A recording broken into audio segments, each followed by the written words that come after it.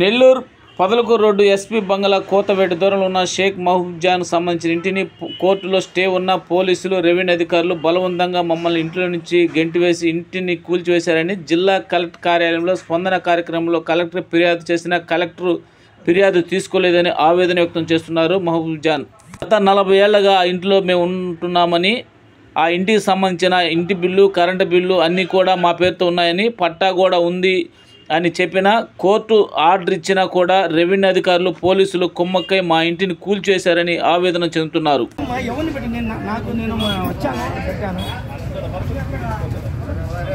ఇంకా వాళ్ళ అన్న చేత మా బావ చేత పెట్టించారు.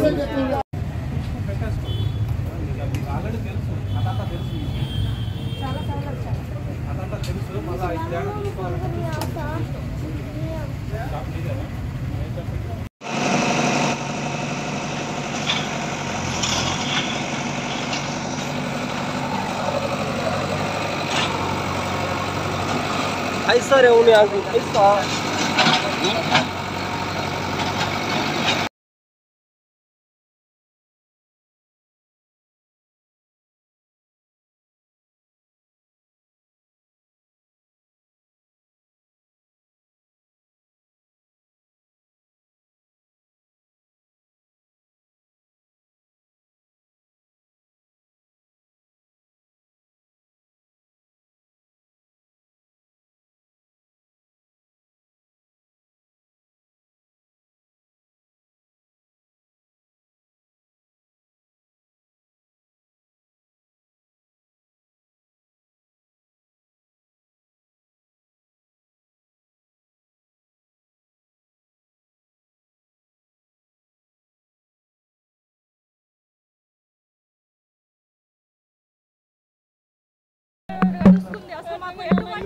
ఇల్లు కూడా మాకు గవర్నమెంట్ ఇవ్వలేదు. అసలు ఎన్నిసార్లు చెప్పినా నాకు ఎక్కడైనా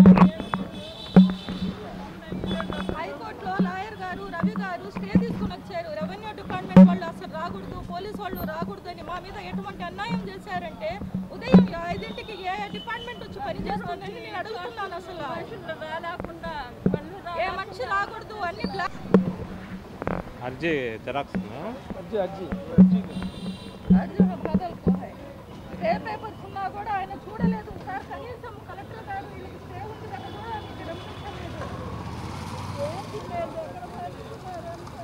ఇది హైకోర్టు రిపోర్ట్స్, పోలీసులు, రెవెన్యూ డిపార్ట్మెంట్ వాళ్ళు ఎప్పుడు రాకూడదని హైకోర్టు చేస్తున్న రిపోర్ట్స్ ఉన్నాయి.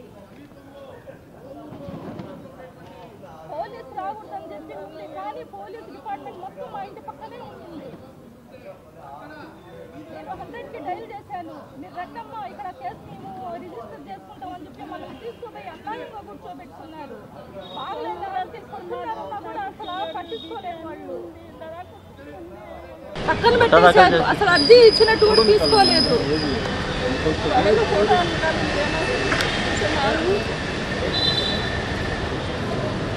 మాకెట్టువైనా న్యాయం జరగాలి సార్ మాకు. నమస్తే సార్, మాకు గవర్నమెంట్ వాళ్ళు 76లో మా నాన్నకు పట్టా ఇచ్చారు సార్.